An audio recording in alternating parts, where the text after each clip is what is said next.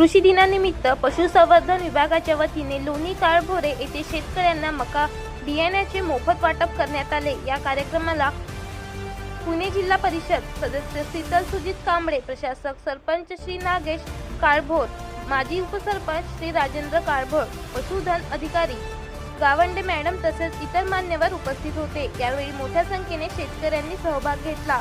प्रास्ताविकानंतर प्रशासक सरपंच नागेश काळभोर यांनी कृषी आणि पशुसंवर्धन विभागाच्या विविध योजनांचा लाभ अधिकाधिक शेतकऱ्यांनी घ्यावा असे आवाहन केले। माजी उपसरपंच राजेंद्र काळभोर यांनी मनोगत व्यक्त करताना शेतकऱ्यांनी आधुनिक तंत्रज्ञानाचा वापर करून उत्पादन वाढ साधावी असे सांगितले। जिल्हा परिषद सदस्य शीतल कांबळे यांनी आपल्या भाषणात कृषी हा देशाचा कणा असल्याचे सांगत शेतकऱ्यांनी शासनाच्या विविध कृषी पशुसंवर्धन योजनांचा लाभ घेऊन आधुनिक शेती पद्धती स्वीकाराव्यात असे आवाहन केले।